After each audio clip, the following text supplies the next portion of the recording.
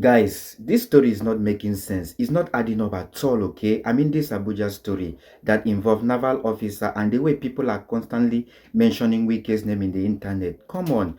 Now, a naval officer or our celebrated naval officer Yarima reportedly escaped an assassination attempt in his life in Abuja, according to the news as reported by Vanguard, because Vanguard were the first to report this incident. Now, here is the twist. Wike's media aide Lere Olayinka has now come out with a complete different version of the story. So today, let's break down what's really happened and what Yarima is claiming, okay? Let's try and be neutral in the analysis of this particular incident. And after that, we'll look at the big question. Was this really an assassination attempt or a simple routine police stop and search, normal stuff blown out of proportion? Stay with me as we dig deep into this particular case, okay?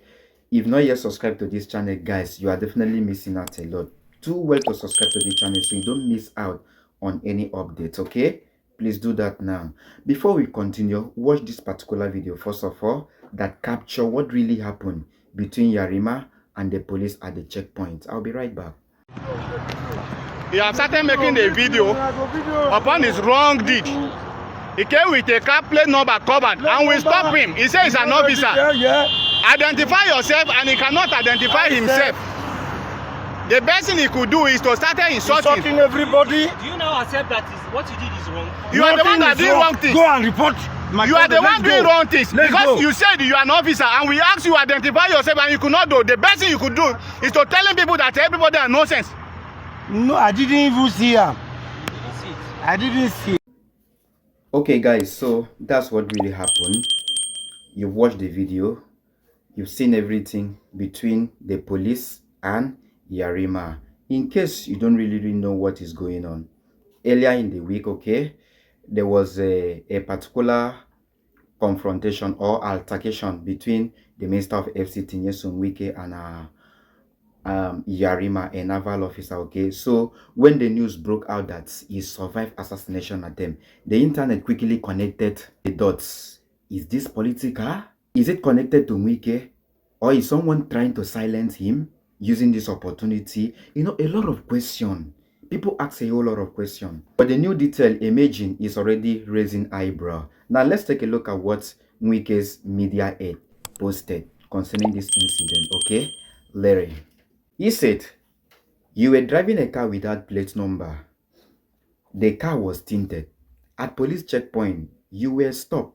You were asked to wind down. You refused. After you eventually wind down, you were asked to identify yourself. You refused. Instead, you were calling other naval officers while insulting the policemen on official duty. The policemen did not allow you to go until your colleagues came and identified you. You left and sold the story of escaping assassination. So the policemen who kept you waiting until your colleagues came to identify you were the ones who wanted to assassinate you? Or was it part of an order for you to use unregistered car and refuse to identify yourself when asked to do so by the police? Like I said earlier, when you are being held too much by social media people, ... Okay guys, so that is coming from Wike's media aides, and of course anything the media aide posted, I believe his principal should be aware of, okay?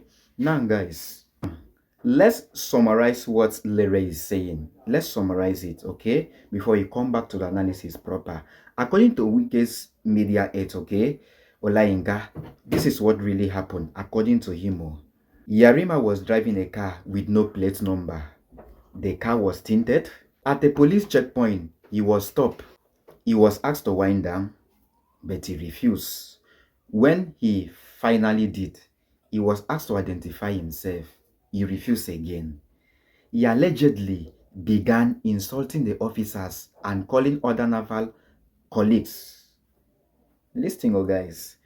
Police held him at the checkpoint until his colleague came to confirm who he was. He left, and the next thing he told the media, he escaped assassination, or he escaped by. Now the question Lere is asking simple.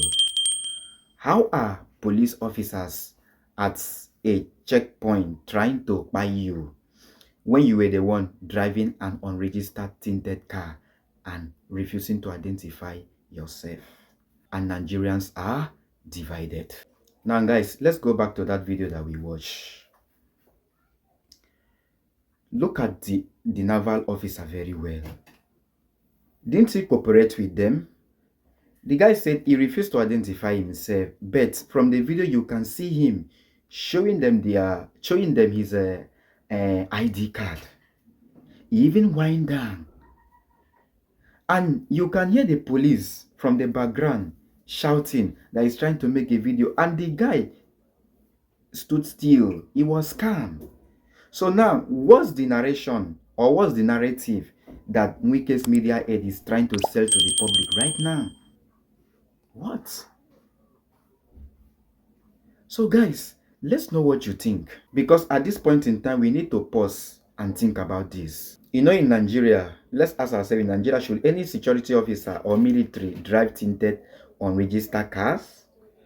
Should anyone refuse to identify themselves at the checkpoint? No, of course, but this guy identified himself. At least we've seen the video. So, and people ask, is it possible that officer did not even know who he was and simply follow protocols?